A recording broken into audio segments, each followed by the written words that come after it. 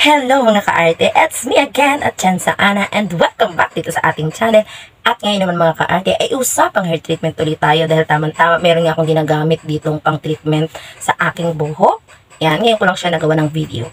Itong kay EPSA Pro Hair Keratin Smooth Argan Oil Hair Spa Serum. Ayan ang kanyang packaging. At andito pa yung kanyang price tag. 200 pesos yung bili ko dito. Say, naku po, mapapatak. 200 pesos yung bili ko dito sa treatment na to. At malaki na rin siya. 1,000 ml ang laman nito sa loob. At yung kanyang itsura ng laman sa loob ay ipakikita ko sa inyo. Ang bango din ng amoy nitong product na to. Hindi ko lang ma-explain yung kanyang amoy, pero ang bango niya. Tapos yung laman niya sa loob ay ganyan. Hindi siya yung sobrang puting-puti. Parang medyo cream, ang tawag dyan, yung medyo madilaw ng konti. Hindi naman yung madilaw-dilaw. Tawag dyan yung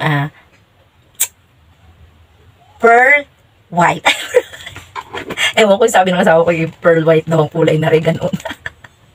Tapos, ayan nga, nakalagay nga dyan sa packaging nitong product na ito ay treatment hair spa siya na magandang panlaban sa mga pagkasira ng buhok, nakakapagpadulas, nakakapagpakintab, at saka yung pag sobrang sirang-sira talaga, yung kailangan i-repair na yung hair, ay maganda rin siyang gamitin.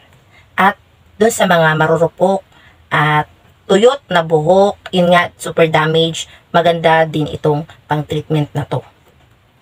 So, ayan, meron siyang mga ingredients, yung serum ingredients, mga kaarte. Yun yung pumapasok dun sa ating buhok para gawin niyang makintab at malambot ang ating mga buhok. Meron din siyang argan oil na yun naman yung papalusog ng ating mga buhok, at yun din yung pumipigil dun sa init na nanggagaling sa sikat ng araw, na yun naman yung nagiging dahilan ng pagkatuyo ng ating mga buhok. At kung mapapansin nga naman ninyo, di ba, ako pansin ko din sa sarili ko na pag sobrang init talaga ng panahon, parang tuyong-tuyo talaga yung aking buhok. So ayan, maganda rin itong panlaban sa init ng araw para hindi magmukhang tuyot ang ating mga buhok. At nakakabawas din siya ng split ends at pagkakulot ng ating mga buhok. Nababawasan lang niya mga kaarte, pero hindi siya yung nakakaunat, okay? Pang treatment lang ito, hindi siya nakakaunat ng buhok. And ayun nga, madali lang siyang gamitin.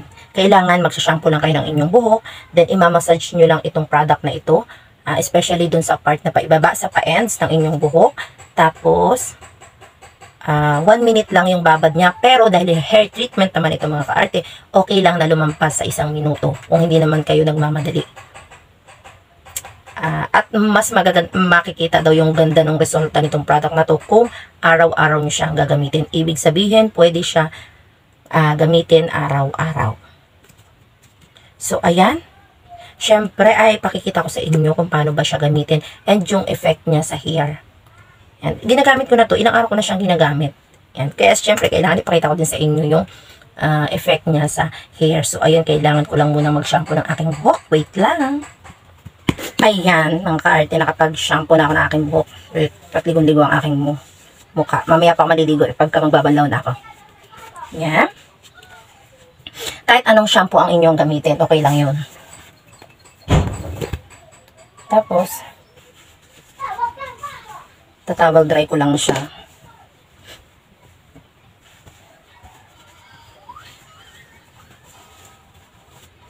Kailangan pang ilalagay kayo ng treatment sa inyong buhok, hindi tutulo-tulo yung inyong hair. Tapos, wag kayong, pagka nagtutuyo kayo yung inyong buhok, wag yung ganon, di ba? Karamihan sa inyo, kasi nasasanay tayo ng ginaganon, yan, inirarabrab na ganyan yung buhok. Hindi, dapat ay piga-piga lang na ganyan.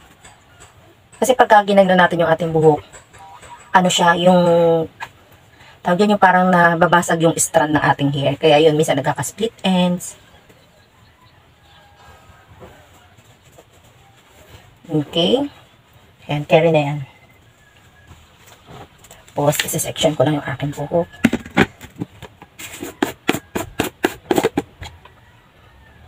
Mabango siya. Para siyang, ang hirap i-explain ng amoy. Basta mabango siya para sa akin. Okay. Tapos, ayan na nga, sobrang tigas na ng aking buhok. Tingnan nyo naman, di ba? Tuyong-tuyo siya. Luto-luto sa reband and kulay. Kaya ako ay bumibili talaga ako ng mga pang-treatment.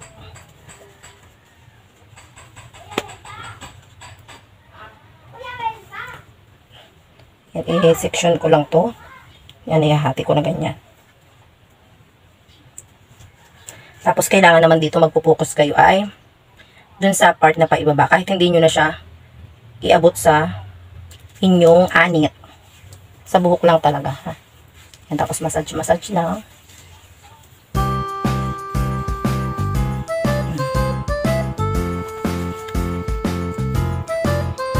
Konti-konti lang yung aking lagay. Yung texture niya, tingnan nyo, napaka-creamy. Hindi siya yung malabnaw.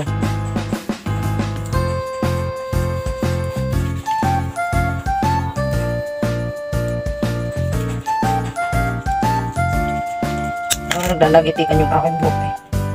Ayan, manipis lang naman yung aking buhok, kaya dalawang section lang.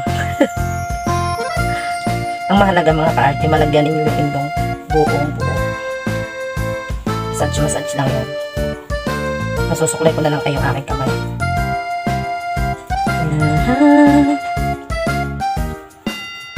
Kung may naririnig kayo mga ka-arte yung ingay, parang may nagpupukpuk. Meron nga ako, may nagpupukpuk din sa katabi namin.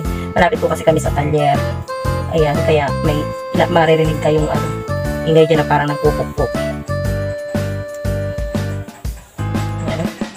Basta i-massage nyo lang siya ng ayos. Pag magtitreatment kayo ng inyong buhok, huwag kayo magmadali. Mas maganda siya na namamassage ng ayos sa buhok. Ayan.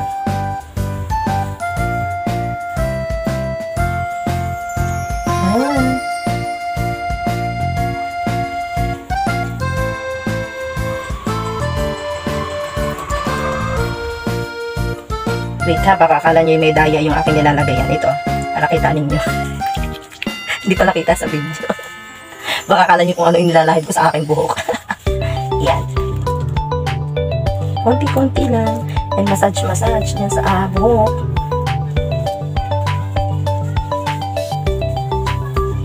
Ayan. Nalagyan ko na yung aking buong buhok. Okay lang na hindi na umukot sa anit. Kasi alam mo ba, pag kahit sa mga conditioner, dapat hindi nyo na iaabot sa inyong scalp. Kasi pag di nyo yan nabanlawan ng ayos, yun yung nagiging dahilan ba tayo nagkakameron ng dandruff. Ayan. Kakamayin ko na lang ay na magsuklay. Tapos ito ay ibababad ko lang. Ayan, babalikan ko kay mamaya mga ka-arte pagka ako ay nakaligo na. At pagtutuyuin ko na itong aking hair. Ayan. Balik na lang ako mamaya. Grabe ang falling hair ko.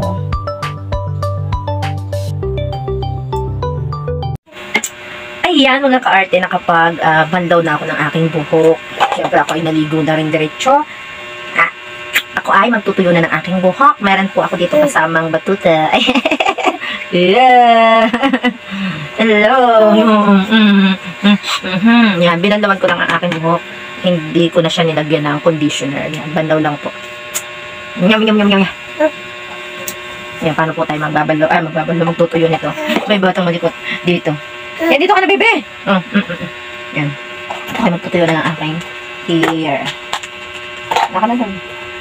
Yan, mag-play ka na lang. So, yan.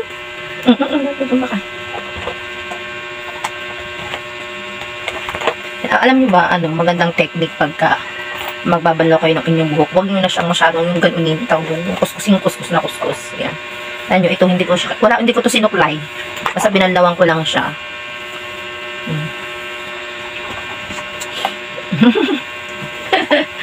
Tapos, isa pa pong technique din para hindi mag-split ends yung mga dulo ng inyong buhok. Huwag niyo muna siyang susuklayin pag sobrang basang-basa pa ang inyong buhok. Kaya katulad nito, sobrang basa pa siya. Hayaan ko muna siya dyan. Patutuyuin ko dito sa pan. Yan. Tatapat-tapat ko na lang muna siya dyan. Pag malapit na siyang matuyo yan, pag yung hindi na sobrang tulo-tulo, basang-basa yung buhok, saka ko siya sinusuklayin. Kasi mas maganda yung bagsak ng buhok pag ganun. At saka hindi masyadong na tawag dyan na stress yung hair. Yan. Ay, tingin mo na dito magtutuyo ng buhok. Yan, tutuyin ko lang ito mga ka-arte. Yung baby na ita.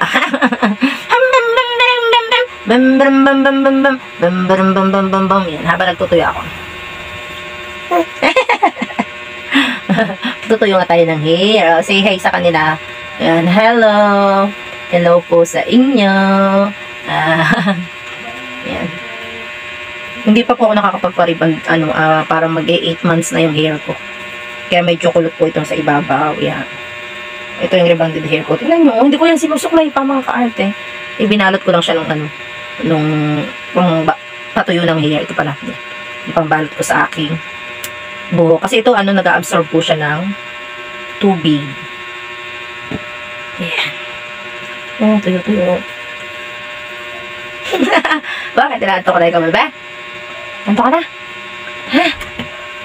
Yes, sir. Yung tutuyo pa ako. Yes, sir.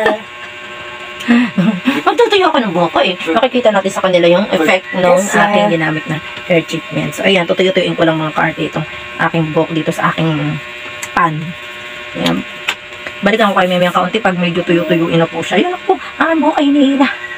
Ang datong tanghali. Ayan.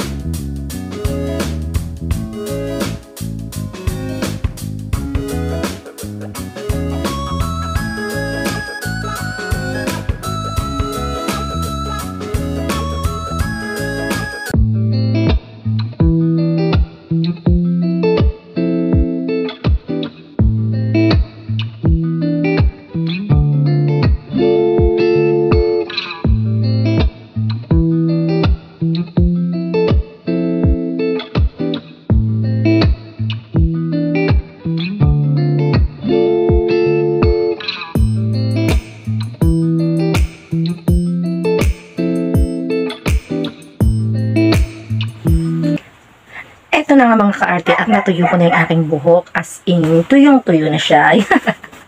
At hindi ko pinalansya yung aking buhok, hindi rin blower yung aking ginamit, yung pan lang yung aking ginamit dito. So yan yung pinaka-effect niya sa aking hair. Yan. Makintab, malambot. Nadulas siya sa hair at talaga namang nakakabawa siya ng dry or pagkatuyo ng aking buhok kasi ang aking buhok kasi ay tuyo na rin. Sobrang damage and dry yung aking hair. So ayan, yan yung effect nitong EPSA Pro Hair Keratin Smooth Argan Oil Hair Spa Serum. Yan. Makikita nyo naman na itong ibabaw ng buhok ko, ito ay regrowth na siya. 8 months yung aking last na pariband. So yan. Ito na siya. Tubo na. And yung color ng hair ko putol na rin. So, yan. Yan yung aking hair after ko gamitin itong pang treatment na ito. So, ayun lang mga ka-arte, masasabi ko dito sa hair treatment na to is effective talaga siya. Nakaka-repair siya ng dry, ng damage. And ayun, pag sobrang tuyong-tuyo yung inyong hair, magandang gamitin itong pang treatment na ito. Ayan, nakakaano siya. Nakakabalik siya ng shine. And tingnan nyo naman, grabe din ka-dry talaga yung aking buhok. So, yan, ganyan. And maganda siya gamitin ng ka-arte. So, ayan, itry nyo na rin itong treatment na ito. And syempre, hanggang doon na lang ulit mga ka-arte itong aking video. Don't forget, makiki-like, makiki-share, and kung di pa kayo nakasubscribe dito sa aking channel, aba ay mag-subscribe na kayo and i-click nyo na rin ang aking notification bell para updated kayo sa mga video pa na aking i-upload. So, ayan lang muna ulit and thank you for watching. Bye-bye!